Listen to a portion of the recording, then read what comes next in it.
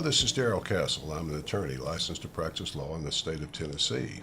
And today I'd like to talk to you about accidents involving large trucks, 18-wheelers as we've come to call them. You know, it's nearing the end of the summer. The kids are back at school. As I was traveling this summer on the highways, I noticed that there was a lot of traffic, much more so than I'm used to seeing, and perhaps that's because of the fuel prices. But what you find are passenger cars coming in close proximity to gigantic trucks.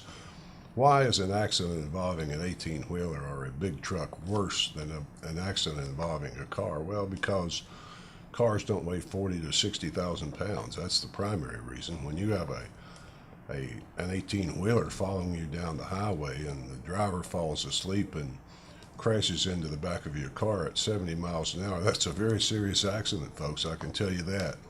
And it involves a lot of different things. There's a lot of different liability issues involved in that gigantic truck accident.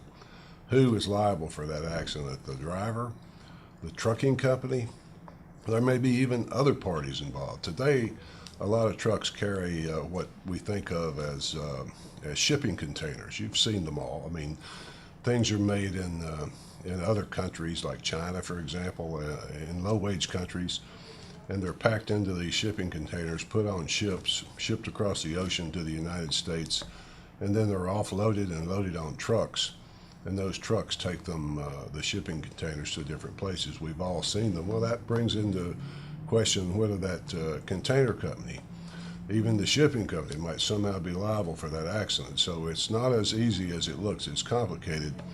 And that's why you need an attorney that's experienced in those types of accidents. So there's a lot of things to consider, a lot of liability issues, a lot of insurance issues. The insurance issues are certainly a lot more complicated than you will find in a normal car accident, folks. It's not a simple matter, and it's usually, the injuries are usually devastating, even catastrophic, because of the weight, the speed, things like that. The best advice I can give you, folks, would be to call somebody that's experienced in that area.